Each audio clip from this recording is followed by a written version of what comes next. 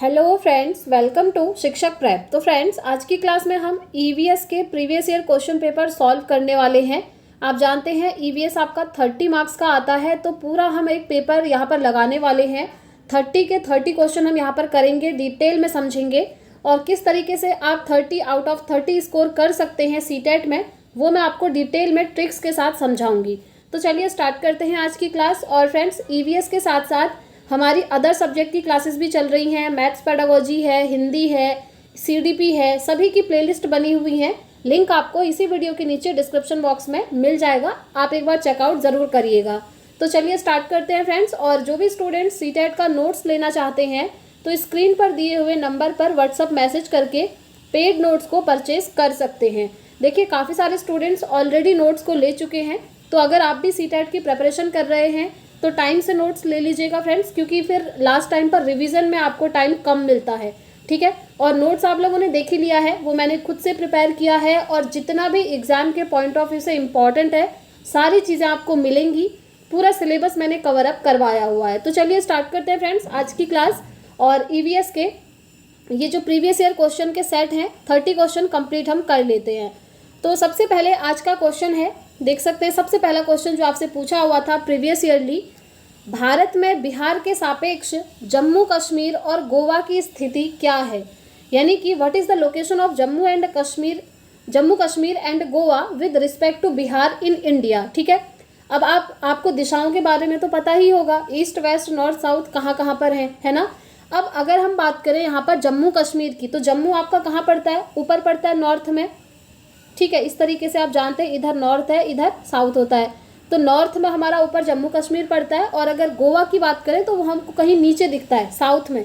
ठीक है, तो अगर आप इस तरीके से थोड़ा सा कॉमन सेंस भी यूज़ करेंगे ना फ्रेंड्स, तो आप अपने आंसर तक ईजिली पहुँच जाएंगे। यहाँ पर आप देख पा रहे होंगे ऐसा कौन सा ऑप्शन है जिसमें लिखा हुआ है उत्तर और दक्षिण, ऐसा आपको कहीं दिख रहा है, यानी कि नॉर्थ एंड साउथ, वो सिर्फ एक ही ऑप्शन इन्होंने दिया हुआ है जो कि आप यहाँ पर देख सकते हैं। तो बस ये आपका आंसर हो जाएगा। थोड़ा सा कॉमन सेंस यूज़ करके भी हो जाता है, बस आपको थोड़ा बहुत मैप की नॉलेज होनी चाहिए। तो एग्ज़ाम से पहले एक बार आप बस इंडिया का मैप देख लीजिएगा, कौन सा स्टेट कहाँ पर है, बस ये चीज़ आपको पता होनी चाहिए, आप अपना आंसर ईजिली कर लेंगे। अब मैप देखने का मतलब ये नहीं है कि आप मैप में घुस गए और सारी चीज़ें पढ़ने लग गए, नहीं।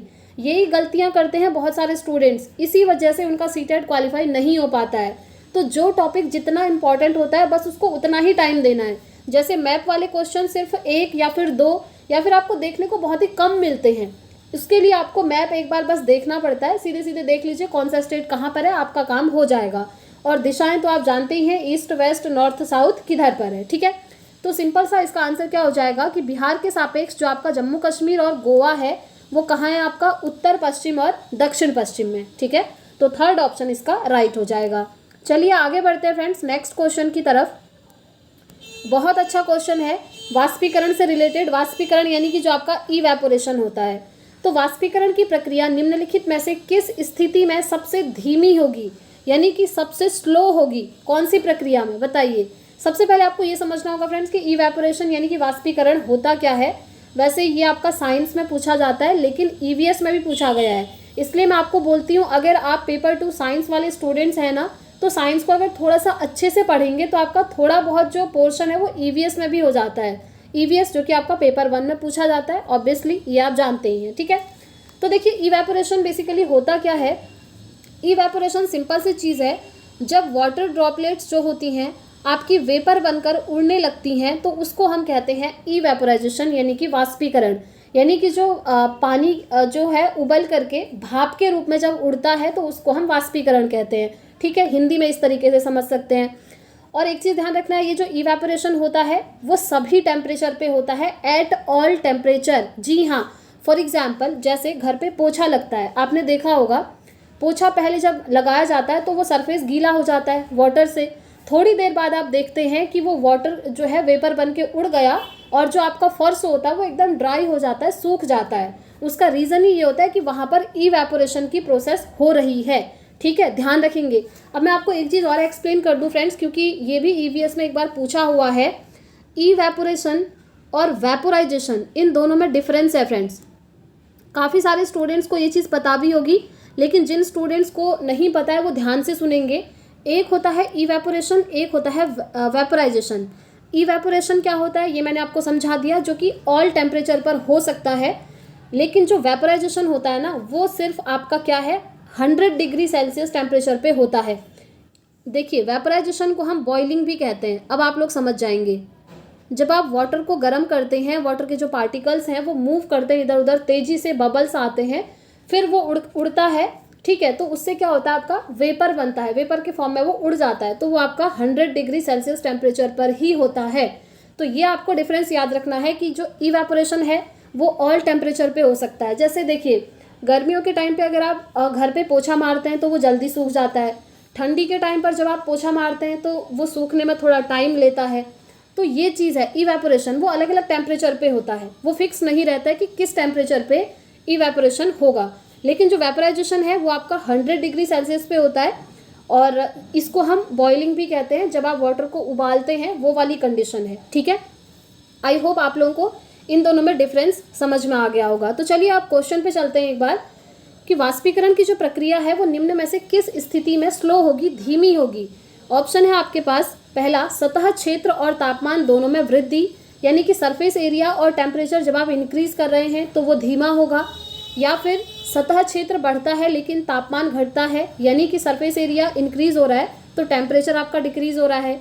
या फिर सतह क्षेत्र घटता है लेकिन तापमान बढ़ता है, यानी कि सरफेस एरिया आपका डिक्रीज हो रहा है और टेम्परेचर इंक्रीज हो रहा है। या फिर सतह क्षेत्र और तापमान दोनों में कमी आती है, both surface area and temperature are decreases. तो बताइए आपका जो इवेपोरेशन है वो धीरे धीरे कब होगा। आप थोड़ा सा दिमाग यूज़ करिए, आप अपने आंसर तक पहुंच जाएंगे। तो देखिए अगर हम बात करें कि इसकी जो गति है सबसे धीमी कहाँ पर होगी, तो वो होगी आपकी जब सरफेस एरिया और टेम्परेचर दोनों क्या हो रहे हैं, डिक्रीज हो रहे हैं, यानी कि सतह का क्षेत्र और तापमान जो है दोनों में कमी आ रही है, तो वो आपका क्या होता है, इवेपोरेशन होता है। जैसे सतह क्षेत्र, आप एग्जाम्पल के लिए जब आप पोछा मारते हैं, सपोज करिए एक जगह पर थोड़ा सा ज़्यादा वाटर गिर गया है पोछा मारते हुए, और एक जगह पर अच्छे से पोछा मार रहे ज़्यादा वाटर नहीं गिरा है। अब आप बताइए इवेपोरेशन कहाँ पर फास्ट होगा। इवेपोरेशन वहाँ पर फास्ट होगा जहाँ पर वाटर का अमाउंट जो है कम है। जहाँ पर वाटर ज़्यादा इकट्ठा है वहाँ पर इवेपोरेशन जो है स्लो होगा, ठीक है, धीमी गति से होगा। तो सतह क्षेत्रफल कम होगा तो क्या होगा, जो आपका वाष्पीकरण है वो भी धीरे होगा। और टेम्परेचर, सिंपल सी बात है, अभी मैंने एग्जाम्पल भी दिया था, गर्मियों में पोछा मारते हैं तो वो जल्दी क्या होता है, सूख जाता है, और सर्दियों में आप पोछा मारते हैं तो आप देखेंगे सूखने में टाइम लेता है। रीज़न यही है टेम्परेचर, गर्मियों में टेम्परेचर बढ़ जाता है और ठंडी में क्या होता है, टेम्परेचर हमारा डाउन हो जाता है। तो इस वजह से टेम्परेचर कम होगा और जो सरफेस एरिया है वो भी कम होगा, तो जो हमारी इवेपोरेशन की प्रोसेस है वो क्या हो जाएगी, स्लो होगी, धीमी होगी, ठीक है। आई होप फ्रेंड्स आप लोग इसे डिटेल में अच्छे से समझ गए होंगे। तो इसका राइट आंसर ऑप्शन 4 हो जाएगा। आगे बढ़ते हैं नेक्स्ट क्वेश्चन की तरफ।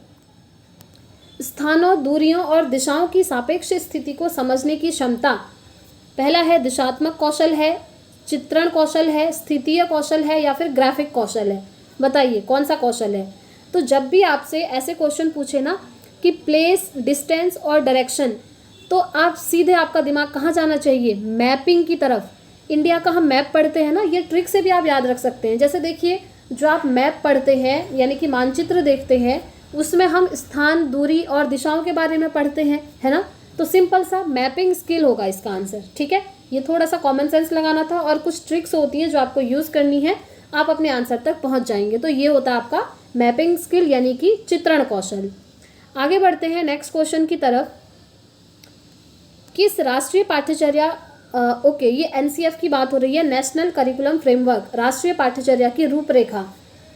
तो किस एनसीएफ ने प्राथमिक स्तर पर एक एकीकृत पाठ्यचर्या क्षेत्र के रूप में पढ़ाए जाने के लिए पर्यावरण अध्ययन की सिफारिश की थी। तो कौन सा एनसीएफ था, एनसीएफ 2005, एनसीएफ 1988, एनसीएफ 2000 या फिर एनसीएफ 1975।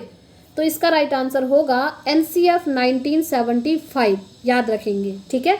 एनसीएफ जो 1975 का था, इसने प्राथमिक स्तर पर एक एकीकृत पाठ्यचर्या जिसे हम कहते हैं इंटीग्रेटेड करिकुलम, उसके रूप में पढ़ाए जाने के लिए पर्यावरण अध्ययन की सिफारिश करी थी। तो 4th option will be the right answer. Next question पे चलेंगे। भारत में किस क्षेत्र में स्थानांतरित खेती करने का रिवाज है? Which region has the practice of shifting cultivation in India? उत्तर पूर्वी क्षेत्र में, दक्षिणी क्षेत्र में, उत्तर पश्चिमी क्षेत्र में या फिर दक्षिण पूर्वी क्षेत्र में? तो देखिए, जो स्थानांतरित खेती है यानी कि शिफ्टिंग कल्टीवेशन है वो आपका कहाँ होता है? उत्तर पूर्वी क्षेत्र में, यानी कि नॉर्थ ईस्टर्न रीजन में। याद रखेंगे, फर्स्ट ऑप्शन इसका राइट है।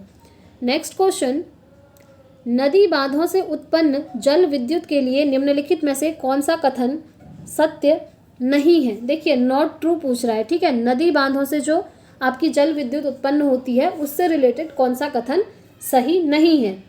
पहला है, बांध टिकाऊ विकास को प्रोत्साहित करते हैं, यह पानी या हवा को प्रदूषित नहीं करता है, ठीक है। ये तो जल विद्युत सुविधाओं से बड़े पर्यावरणीय प्रभाव को हो सकते हैं, जी हाँ।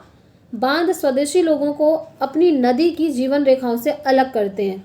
तो देखिए, कौन सा सही नहीं है पूछा है, तो पहला वाला ऑप्शन हमारा यहाँ पर ये सही नहीं है कि जो बांध हैं वो टिकाऊ विकास को प्रोत्साहित करते हैं। डैम्स एनकरेज सस्टेनेबल ग्रोथ, ये यहाँ पर राइट नहीं है।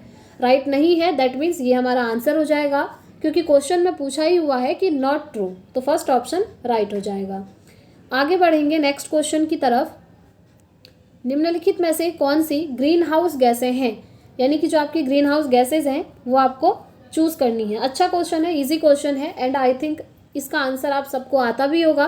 पहला है कार्बन डाइऑक्साइड, दूसरा है मीथेन, तीसरा है वाटर वेपर एंड फोर्थ है ऑल ऑफ द अबव। तो देखिए, जो ग्रीन हाउस गैसेज होती हैं ये तीनों ही होती हैं। तीनों यानी कि आपका एक तो carbon dioxide, CO2, CH4, methane and water vapour, ठीक है। ये तीनों क्या होती हैं? आपकी ग्रीन हाउस गैसेज होती हैं, याद रखना है। इसीलिए इसका राइट आंसर क्या हो जाएगा? राइट आंसर हो जाएगा option 4, all of the above, यानी कि उपर्युक्त सभी। चलिए आगे बढ़ेंगे नेक्स्ट क्वेश्चन। भारत में ठंडे रेगिस्तान मानसून से प्रभावित क्यों नहीं होते? जो कोल्ड डेजर्ट हैं उनकी बात हो रही है। ये जो है भारत में ठंडे रेगिस्तान जो है मानसून से प्रभावित क्यों नहीं होते हैं? पहला है, ठंडे रेगिस्तानों में गर्म गर्मियाँ और बेहद ठंडी सर्दियाँ होती हैं। दूसरा है, ठंडे रेगिस्तान हिमालय की वृष्टि छाया में होते हैं। तीसरा है, ठंडे रेगिस्तानों में हवा बहुत पतली होती है, यानी कि एयर क्या होती है? वेरी थिन होती है। या फिर ठंडे रेगिस्तान बहुत ऊंचाई पर होते हैं। बताइए राइट आंसर क्या होगा? राइट आंसर होगा इसका, देखिए, मानसून से क्यों प्रभावित नहीं होते हैं? प्रभावित नहीं होने का रीज़न इसमें ये होता है कि जो ठंडे रेगिस्तान होते हैं वो हिमालय की वृष्टि छाया में होते हैं। Cold deserts lie in the rain shadow of the Himalayas, ठीक है, ठंडी वृष्टि छाया में होते हैं, इसी वजह से ये मानसून से प्रभावित नहीं होते हैं। तो सेकंड ऑप्शन इसका राइट हो जाएगा। आगे बढ़ते हैं फ्रेंड्स नेक्स्ट क्वेश्चन की तरफ।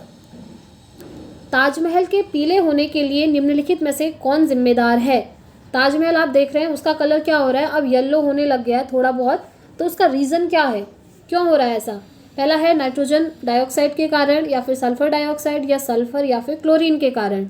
तो देखिए, ये हो रहा है आपका सल्फर डाइऑक्साइड के कारण, यानी कि SO2 के कारण, याद रखेंगे, ठीक है। ताजमहल का जो कलर है वो येलो हो रहा है, या फिर इसकी जगह आएगा कि कलर फीका क्यों हो रहा है, तो आपको ध्यान रखना है सल्फर डाइऑक्साइड की वजह से। नेक्स्ट है, गोलकोंडा फोर्ट किसने बनवाया? यानी कि गोलकोंडा किला जो है किसने बनवाया था?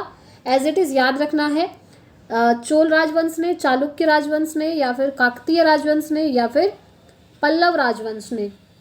तो देखिए, गोलकोंडा फोर्ट जो था आपका वो बनाया है काकतीय राजवंश ने, ठीक है। थर्ड ऑप्शन इसका राइट होगा। आगे बढ़ेंगे नेक्स्ट क्वेश्चन की तरफ। काफ़ी अच्छा क्वेश्चन आपसे पूछा हुआ है। एक या दो क्वेश्चन आपके EVS में न्यूमेरिकल देखने को मिलते ही हैं।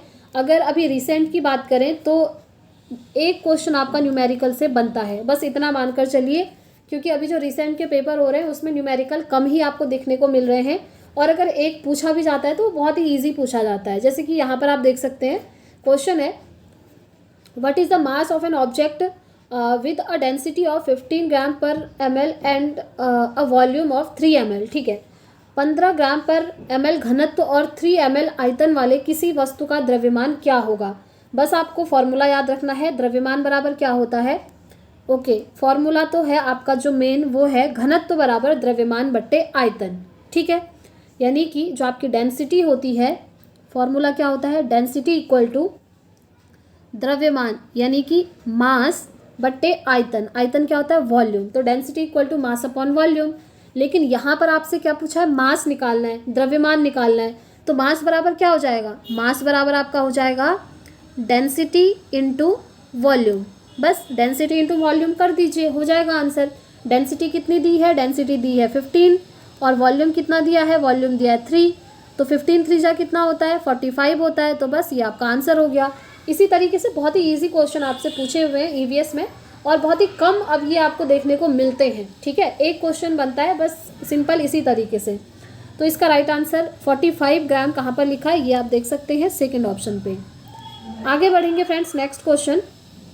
अब देखिए ये आपका स्केलर क्वांटिटी यानी कि अदिश राशि से रिलेटेड क्वेश्चन पूछा हुआ है। ठीक है, तो देख लेते हैं अदिश और सदिश निम्नलिखित में से कौन सी अदिश राशि है, इनमें से स्केलर क्वांटिटी कौन सी है। पहला है मास यानी कि द्रव्यमान, दूसरा है ग्रेविटी यानी कि गुरुत्वाकर्षण, तीसरा है मोमेंटम यानी कि संवेग और चौथा है वेट यानी कि भार। अब आपको बताना है इनमें से स्केलर क्वांटिटी कौन सी है। अब एक बार हम दोनों में डिफरेंस समझ लेते हैं फ्रेंड्स। स्केलर क्वांटिटी और वेक्टर क्वांटिटी में क्या डिफरेंस है। स्केलर क्वांटिटी यानी कि अदिश राशि, ठीक है, इधर स्केलर की बात करेंगे, इधर वेक्टर की बात करेंगे। स्केलर होती है आपकी सदिश राशि और स्केलर होती है आपकी अदिश राशि। ठीक है, स्केलर होती है अदिश राशि और जो वेक्टर होती है वो होती है आपकी सदिश राशि। स्केलर और वेक्टर इंग्लिश में बोलते हैं, ज़्यादा कुछ ऐसा टफ नहीं है।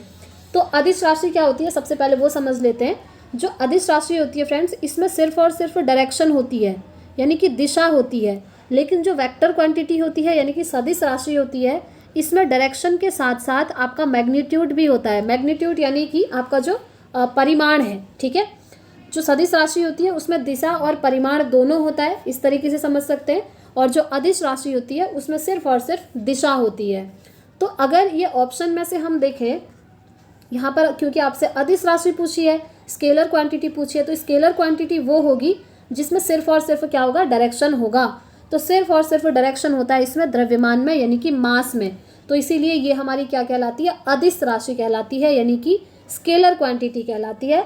सो इसका राइट आंसर क्या हो जाएगा, ऑप्शन 1 हो जाएगा। ठीक है, चलिए आगे बढ़ेंगे नेक्स्ट क्वेश्चन की तरफ। एक ऐसी वस्तु जिसमें से कोई प्रकाश किरण गुजर नहीं सकती क्या कहलाती है। बहुत अच्छा है, एक कोई ऐसा ऑब्जेक्ट है जिसमें से क्या हो रहा है, जो लाइट की रेज हैं वो आर पार नहीं हो रही हैं, पास नहीं हो रही हैं। ठीक है, जैसे एक ऑब्जेक्ट तो ऐसा होता है, जैसे आप कांच को ले लीजिए। ठीक है, जो प्रिज्म है उसमें क्या होता है, अगर लाइट रेस पड़ती हैं तो वो दूसरी ओर चली जाती हैं। लेकिन यहाँ पर बात हो रही है कि प्रकाश किरण जो है नहीं गुजरती है, यानी कि लाइट रेज जो है पास नहीं होती हैं। उसको हम क्या कहते हैं, वो ओपेक होता है या ट्रांसल्यूसेंट होता है, ट्रांसपेरेंट होता है या कॉन्वेक्स होता है, यानी कि अपारदर्शी, पारभासी, पारदर्शी या उत्तल। तो देखिए ये क्या होता है, ये होता है आपका अपारदर्शी, नाम से ही क्लियर है, ओपेक। ओपेक यानी कि अपारदर्शी, उसमें क्या होता है कि आपकी जो प्रकाश किरण है गुजर नहीं सकती है, यानी कि वो रिफ्लेक्ट हो जाती है, कहने का मतलब है। लेकिन जिनसे प्रकाश किरण गुजर सकती हैं उसको क्या कहते हैं, ये भी पूछा हुआ है क्वेश्चन। तो उसको कहते हैं फ्रेंड्स ट्रांसपेरेंट, यानी कि पारदर्शी वस्तुएं जिससे आर पार देखा जा सकता है, वो पारदर्शी वस्तुएं होती हैं। जिनसे आर पार नहीं देखा जा सकता वो क्या होती हैं, अपारदर्शी होती हैं। आर पार नहीं देखा जा सकता मतलब प्रकाश की जो किरण है वो दूसरी साइड नहीं गुजरती है उसमें। ठीक है, तो दोनों में आपको डिफरेंस याद रखना है। तो इसका राइट आंसर आपका क्या हो जाएगा, ये हो जाएगा अपारदर्शी यानी कि ओपेक ऑब्जेक्ट। आगे बढ़ते हैं नेक्स्ट क्वेश्चन की तरफ। अब ये जो क्वेश्चन है ना फ्रेंड्स, इसका जो है राइट आंसर इन ऑप्शन में दिया ही नहीं है। इस वजह से इस क्वेश्चन में जो है 1 नंबर सभी को बोनस के तौर पर मिला हुआ था। आप लोग एक बार चेक भी कर लीजिएगा, ये आपको मिला हुआ था क्योंकि हम प्रीवियस ईयर ही सॉल्व कर रहे हैं फ्रेंड्स। नेक्स्ट क्वेश्चन, एक विलेय का विघटन दर, the rate of dissolution of a solute depends on, किस चीज़ पर डिपेंड करता है विलेय का विघटन दर। प्रेशर पर यानी कि दाब पर, टेम्परेचर यानी कि तापमान, सरफेस एरिया यानी कि सतह क्षेत्र, या फिर वेट यानी कि भार। किस चीज़ पर डिपेंड करता है, तो सिंपल सी चीज़ है, dissolution of a solute depend करता है आपका सरफेस एरिया पे, यानी कि सतह के क्षेत्र के।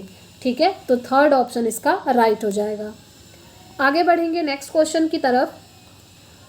सुषमा चाहती है कि उसके छात्रों को पेड़ों के संरक्षण के लिए यानी कि कंजर्वेशन ऑफ ट्रीज, इसके लिए संवेदनशील बनाया जाए। तो निम्नलिखित में से कौन सी ऐसा करने की सबसे उपयुक्त रणनीति होगी?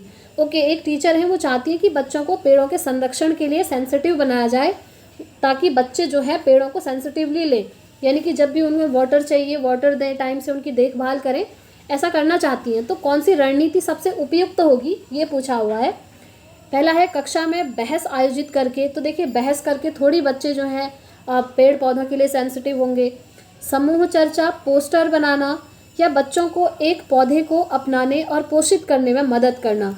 तो मैंने आपको हमेशा बताया फ्रेंड्स, जो पेडागोजी है ना, चाहे वो किसी भी सब्जेक्ट की पेडागोजी हो, ईवीएस की हो, मैथ्स की हो, सीडीपी, हिंदी, इंग्लिश, साइंस, किसी भी सब्जेक्ट की जो पेडागोजी होती है, उसमें आपको ध्यान रखना है, जिस भी ऑप्शन में आपको दिख रहा होगा कि बच्चा एक्टिव है, बच्चा खुद से किसी काम को कर रहा है, तो वो ऑप्शन आपका हमेशा सही होता है, क्योंकि ये क्वेश्चन आपका पेडागोजी का है।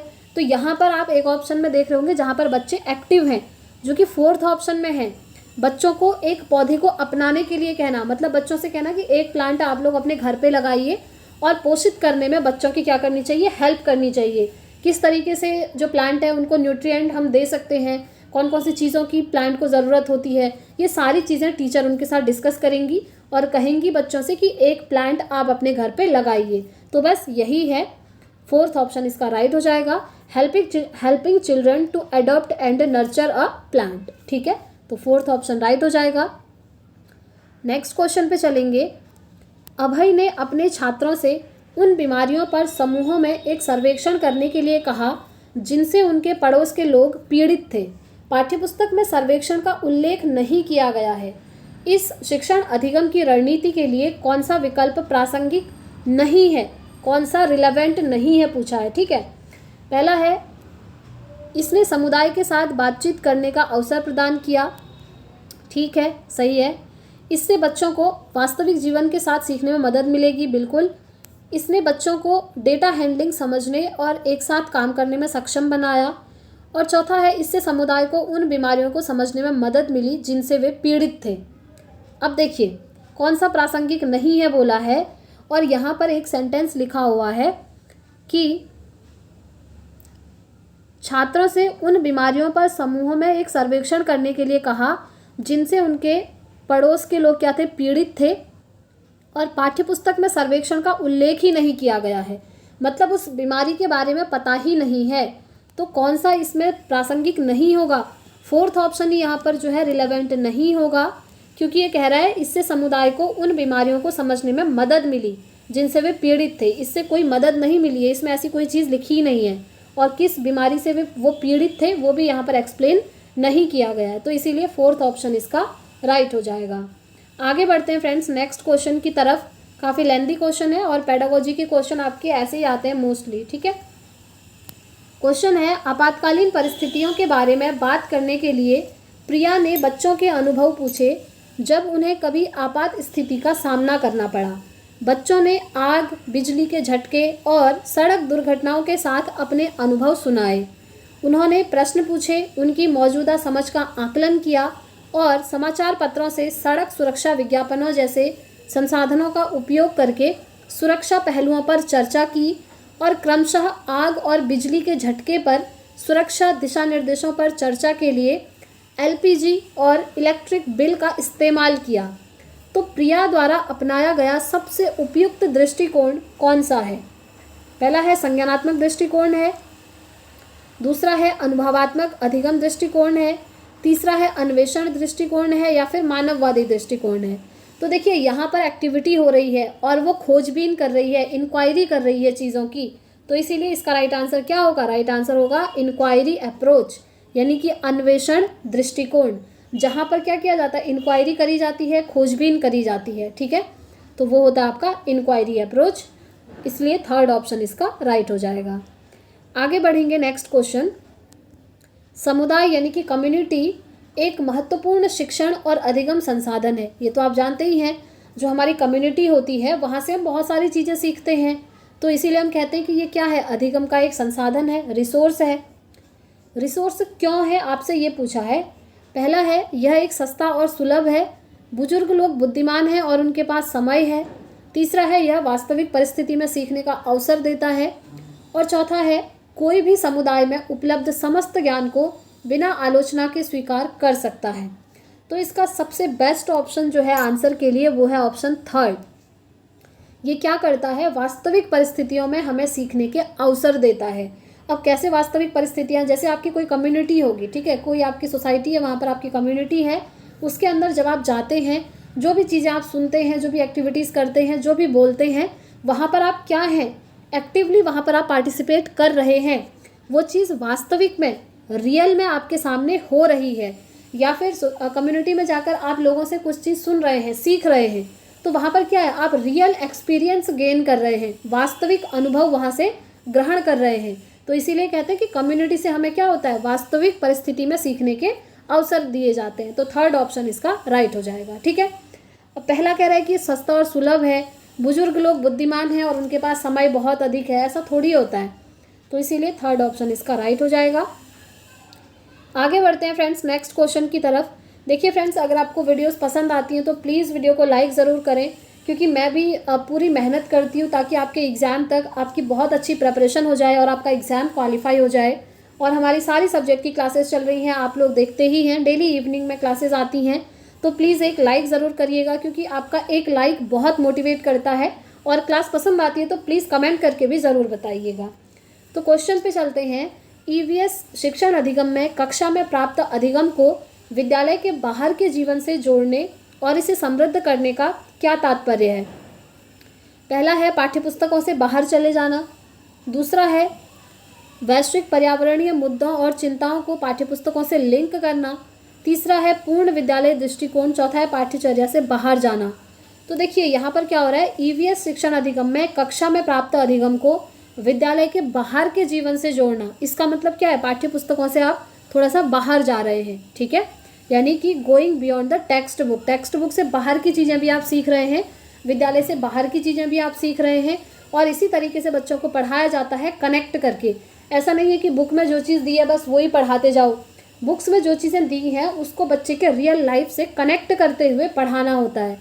तो बस इसका राइट आंसर क्या हो जाएगा, ऑप्शन फर्स्ट हो जाएगा। आगे बढ़ते हैं नेक्स्ट क्वेश्चन पे। कक्षा थर्ड के छात्रों को रमा ने सिखाया कि पिता, माँ और उनके बच्चे एकल परिवार का गठन करते हैं। ठीक है, एकल परिवार है ये कहते हैं, यानी कि न्यूक्लियर फैमिली होती है, ऐसा समझाती हैं। और यदि दादा दादी और अन्य रिश्तेदार भी साथ में रहते हैं तो वो क्या होता है, एक विस्तारित परिवार हो जाता है, यानी कि एक्सटेंडेड फैमिली हो जाती है। आप इस बारे में क्या सोचते हैं बताइए, बहुत अच्छा क्वेश्चन है। एज अ टीचर आप भी बता सकते हैं कि आप इस बारे में क्या सोचते हैं। देखिए टीचर क्या कर रही है, क्लास थर्ड के बच्चों से कह रही है कि जब किसी एक फैमिली में मदर, फादर और उनके बच्चे रहते हैं तो उसको हम न्यूक्लियर फैमिली कहते हैं। और अगर उनके साथ साथ उनके दादा दादी रहते हैं और कुछ रिलेटिव्स भी रहते हैं तो उसको हम एक्सटेंडेड फैमिली कह देते हैं, यानी कि विस्तारित परिवार, बड़ा परिवार कह देते हैं। तो इस बारे में आप क्या सोचते हैं। पहला है परिवार की परिभाषा गलत है, दूसरा है रमा अपने छात्रों के प्रति अति संवेदनशील है, तीसरा है शिक्षण अधिगम दृष्टिकोण समावेशी नहीं है, और चौथा है परिवार की अवधारणा को इसी तरह सिखाया जाना चाहिए। तो देखिए परिवार की अवधारणा को ऐसे नहीं सिखाना है कि ये न्यूक्लियर फैमिली है, ये एक्सटेंडेड फैमिली है, आप न्यूक्लियर फैमिली में रहो या आप एक्सटेंडेड फैमिली में रहो, ऐसी चीज़ें बच्चों के दिमाग में नहीं डालनी है। और यहाँ पर क्लास थर्ड की बात हो रही है, और ऐसा भी नहीं है कि परिवार की परिभाषा गलत है। इसका सबसे एग्जैक्ट आंसर क्या होगा, ऑप्शन थर्ड होगा, क्योंकि यहाँ पर क्या है, शिक्षण अधिगम दृष्टिकोण जो है समावेशी नहीं है, यानी कि वो इंक्लूसिव नहीं है। इंक्लूसिव में हम क्या पढ़ते हैं, इंक्लूसिव में यही पढ़ते हैं कि सभी को समान रूप से बिना भेदभाव के देखना और सभी को एक साथ मिलजुल कर रखना।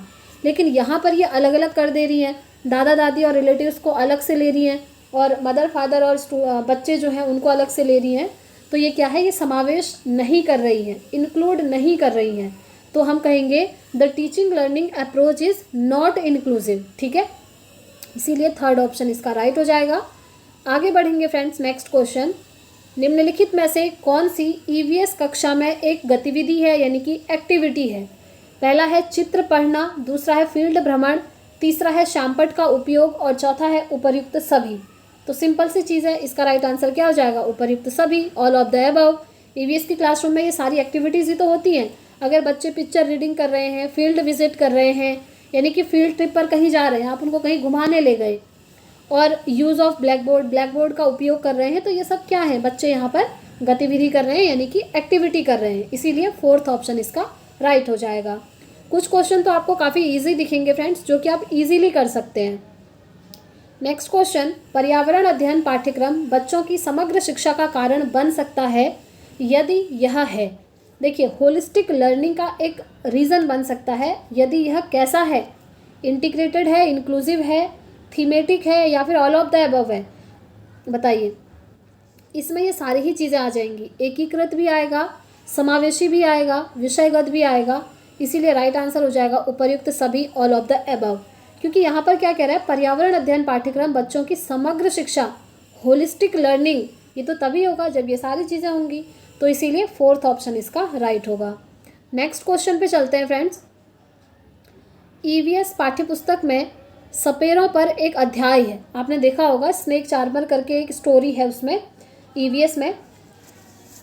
इसका उद्देश्य बच्चों को जागरूक करना और संवेदनशील बनाना है। देखिए कि यह एक अवैध कार्य है या फिर सपेरों के लिए, क्योंकि बच्चे इन दिनों अक्सर उन्हें नहीं देखते हैं। तीसरा है कि सपेरे सांपों को नुकसान नहीं पहुंचाएं और उन्हें अपनी आजीविका से वंचित करने से पहले विकल्पों को प्रदान करने की आवश्यकता है, या फिर पशुपालन आजीविका का अच्छा स्रोत है। तो देखिए, ईवीएस की पाठ्यपुस्तक में जो आपका एक स्नेक चार्मर करके स्टोरी है, उसमें इसका उद्देश्य क्या है, बच्चों को ये जागरूक करना है कि सपेरे जो हैं सांपों को नुकसान नहीं पहुंचाएं। जो स्नेक चार्मर होते हैं वो स्नेक को क्या करें, हार्म ना करें, ठीक है, और उन्हें अपनी आजीविका से वंचित करने से पहले विकल्पों को प्रदान करने की उनको आवश्यकता है। तो इसीलिए थर्ड ऑप्शन इसका राइट हो जाएगा। इस चैप्टर को अच्छे से देख लीजिएगा फ्रेंड्स, क्योंकि यहाँ से और भी क्वेश्चन बने हुए हैं। जैसे आपने नोट्स में देखा होगा, मैंने सारी चीज़ें मेंशन करी हुई हैं। सांप से रिलेटेड आपसे पूछा जाता है कि जब सांप काट लेता है तो उसके जो जहर लग जाता है बॉडी में, उसको निकालने के लिए जो मेडिसिन बनाई जाती है वो कहाँ से बनाई जाती है। इस तरीके से क्वेश्चन पूछे हुए। जो सांप के दांत हैं जहरीले, 4 प्रकार के जहरीले सांप पाए जाते हैं, ठीक है। हॉलो टीथ हम कहते हैं, जब सांप काटता है तो इस तरीके की एक इमेज हमको देखने को मिलती है। तो ये कुछ छोटी छोटी चीज़ें हैं जो आपको याद रखनी है। नेक्स्ट क्वेश्चन, विद्यालय में मिड डे मील, यानी कि जो आपका मिड डे मील चलता है, जहाँ पर फूड जो है प्रोवाइड किया जाता है स्टूडेंट्स को, उसके मिड डे मील के समय के लिए कौन सा सबसे प्रासंगिक है, रिलेवेंट कौन सा लग रहा है आपको, ये आपको बताना है। पहला है, शिक्षण अधिगम के साथ इसका कोई लेना देना नहीं है, ऐसा नहीं होता है। यह ईवीएस शिक्षण अधिगम के लिए एक अच्छा शिक्षण अधिगम का अवसर है। जी हाँ, it is a good teaching learning opportunity for EVS teaching learning. Next है, यह उन बच्चों के लिए है जो विद्यालय में खाली पेट आते हैं, ऐसा थोड़ी होता है। यह शिक्षण अधिगम के बहुत ही मूल्यवान समय को बर्बाद करता है, ऐसा नहीं है। जो मिड डे मील की आपकी योजना है जो 1995 से स्टार्ट हुई थी, ये क्या है, हम कहेंगे ये ईवीएस शिक्षण अधिगम के लिए एक अच्छा शिक्षण अधिगम का क्या है, अवसर है, अपॉर्चुनिटी है, ठीक है। तो सेकेंड ऑप्शन इसका राइट होगा। आगे बढ़ेंगे फ्रेंड्स नेक्स्ट क्वेश्चन की तरफ। पर्यावरण अध्ययन के संदर्भ में बोझ के बिना सीखना, यानी कि लर्निंग विदाउट बर्डन, क्या बताता है। पहला है, स्कूल बैग का कम वजन। दूसरा है, ईवीएस पाठ्यपुस्तकों में अध्यायों की कम संख्या। तीसरा है, अबोध का भार कम करने की ज़रूरत है। चौथा है, ईवीएस पाठ्यक्रम को आधा कम करने की ज़रूरत है। तो ये क्या होता है, लर्निंग विदाउट बर्डन। देखिए, इसमें बेसिकली क्या कहा जाता है कि बहुत ज़्यादा टेक्स्ट बुक, बहुत ज़्यादा करिकुलम नहीं होना चाहिए। कम रखो सिलेबस, लेकिन ऐसा पढ़ाओ कि वो बच्चों को समझ में आए। यानी कि आपने देखा होगा, छोटे बच्चों का जो स्कूल का बैग होता है, इतनी सारी नोटबुक्स लेके जानी होती है, इतनी सारी बुक्स, वो बेचारे जितना उनका वेट नहीं होता है उससे ज़्यादा उनका स्कूल का बैग होता है। तो ये चीज़ें नहीं होनी चाहिए। कम पाठ्यपुस्तक होनी चाहिए और क्वालिटी एजुकेशन होनी चाहिए। ऐसा कहा जाता है लर्निंग विदाउट बर्डन। बिना बर्डन के, बिना बोझ के बच्चों को शिक्षा दो, ठीक है। अब छोटा बच्चा है, भर भर के उनकी जो है क्लास में बहुत सारा आपने सिलेबस भर दिया, एक ही सब्जेक्ट में काफ़ी सारा सिलेबस है, बच्चे तो याद करते करते थक जाते हैं। तो ये चीज़ें हैं, बच्चा जिस लेवल पर पढ़ रहा है जिस भी क्लास में, उसके लेवल के अकॉर्डिंग चीज़ें होनी चाहिए, ठीक है। तो इसका राइट आंसर क्या हो जाएगा, राइट आंसर हो जाएगा load of incomprehension needs to be reduced, यानी कि अबोध का भार कम करने की ज़रूरत है, फालतू का बोझ बच्चों के लिए नहीं होना चाहिए। तो थर्ड ऑप्शन इसका राइट हो जाएगा। और लर्निंग विदाउट बर्डन को कौन कौन प्रमोट करता है ये भी आपसे पूछा जाता है। तो सबसे पहले तो इसको प्रमोट करता है एनसीएफ 2005, साथ ही साथ एनईपी 2020 भी इसको प्रमोट करता है, एनसीएफ 2022 भी इसको प्रमोट करता है। ठीक है, ध्यान रखिएगा। और ये जो आपके टर्म है ना, एनसीएफ 2005, एनसीएफ 2022, एनईपी 2020, निपुण भारत, आरटीई 2009, इन सभी टॉपिक्स को, ये जो टेक्निकल टर्म्स हैं इनको अच्छे से पढ़ना है आपने, क्योंकि ये ईवीएस में ही नहीं बल्कि सारे सब्जेक्ट में आपके काम आएंगे। और जिन भी स्टूडेंट्स ने नोट्स लिया है उन्होंने देखा होगा ये सारे टॉपिक्स मैंने इंक्लूड करे हुए हैं, आप लोग अच्छे से पढ़ लीजिएगा। ठीक है, आगे बढ़ेंगे। नेक्स्ट क्वेश्चन, ईवीएस कक्षा में समूह में सीखने का क्या उद्देश्य है, यानी कि ग्रुप लर्निंग का मतलब क्या है ये पूछा हुआ है। तो लड़के और लड़कियां अलग अलग सीख सकते हैं? नहीं, ग्रुप लर्निंग मतलब ये नहीं होता है कि लड़के और लड़कियों के ग्रुप अलग बनाओ, ये नहीं। नेक्स्ट है, कम और उच्च प्रदर्शन करने वाले छात्रों को अलग करना और उपचारात्मक शिक्षण देना। देखिए, बच्चों को कभी भी अलग करना, सेपरेट करना, ये सब चीज़ें नहीं करनी है। ठीक है, बच्चों को अलग अलग करना मतलब तो आप क्या कर रहे हैं, पक्षपात कर रहे हैं, जो कि गलत है। यहाँ पर लास्ट में देखिए, छात्रों को आसानी से प्रतिबंधित करना और वर्कलोड को कम करना। देखिए, वर्कलोड कम करने के लिए ग्रुप लर्निंग नहीं होती है, बल्कि जो आपकी ग्रुप लर्निंग होती है वो इसलिए होती है कि सहयोग के मूल्यों को लागू करने और एक साथ काम करने के लिए प्रत्येक बच्चे को सक्रिय रूप से भाग लेने और सीखने में सक्षम बनाना। क्योंकि जब आप ग्रुप एक्टिविटी बच्चों को देते हैं ना करने के लिए, तो सभी बच्चे एक साथ मिल करके काम करते हैं और सभी एक्टिव होते हैं, सक्रिय होते हैं, पूरा फोकस करके वो काम को कर रहे होते हैं। ठीक है, तो यहाँ पर बच्चा क्या होता है, एक्टिव होता है। तो इसीलिए थर्ड ऑप्शन यहाँ पर राइट हो जाएगा। और ये जो ग्रुप लर्निंग है फ्रेंड्स, इसको बेस्ट माना जाता है एजुकेशन में। आगे बढ़ते हैं। बेसिकली ये ग्रुप लर्निंग में होता क्या है ना, जैसे आपने बच्चों का ग्रुप बना दिया, जैसे आपने 5 बच्चों का ग्रुप बना दिया। ठीक है, सपोज करिए ये 5 बच्चे हैं जिनका आपने ग्रुप बना दिया। अब देखिए, ऐसा होता है कि जैसे किसी बच्चे का ईवीएस बहुत स्ट्रॉन्ग है और किसी बच्चे का इंग्लिश बहुत स्ट्रॉन्ग है, किसी बच्चे का हिंदी स्ट्रॉन्ग है, किसी का मैथ्स स्ट्रॉन्ग है, किसी का संस्कृत स्ट्रॉन्ग है। तो ऐसे में क्या होता है, जिस बच्चे का जो सब्जेक्ट स्ट्रॉन्ग होता है वो दूसरे बच्चे को उस सब्जेक्ट को पढ़ा सकता है। तो इस तरीके से बच्चे एक दूसरे की हेल्प से क्या करते हैं, ग्रुप लर्निंग कर पाते हैं। ठीक है, तो इसी को हम कहते हैं सहयोगात्मक अधिगम या फिर ग्रुप लर्निंग। चलिए नेक्स्ट क्वेश्चन पे चलेंगे।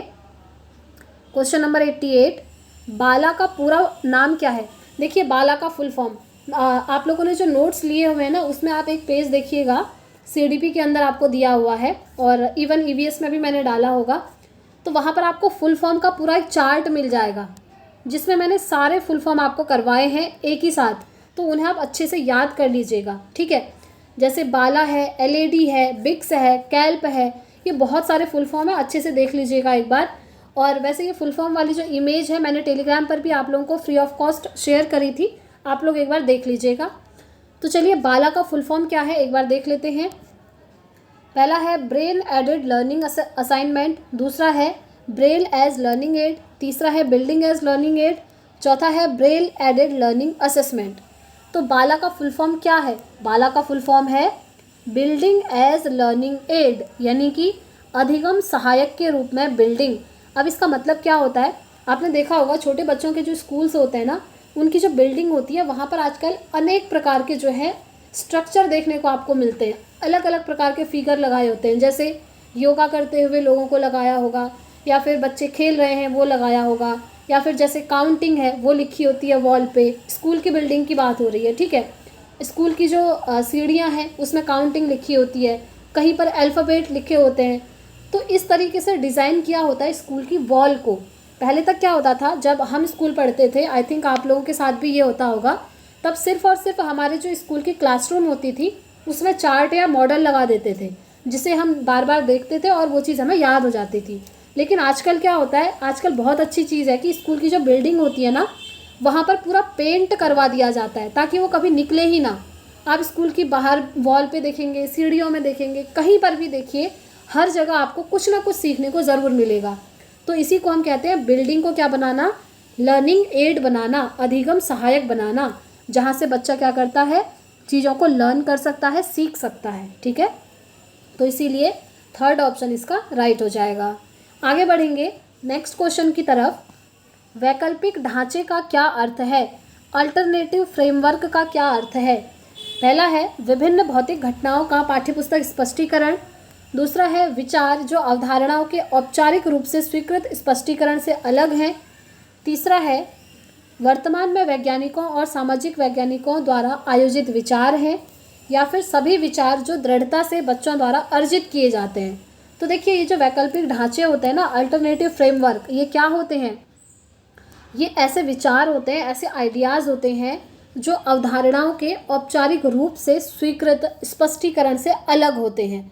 ठीक है, इन्हीं को हम क्या कहते हैं? वैकल्पिक ढांचे कहते हैं। तो इसीलिए सेकंड ऑप्शन इसका राइट हो जाएगा।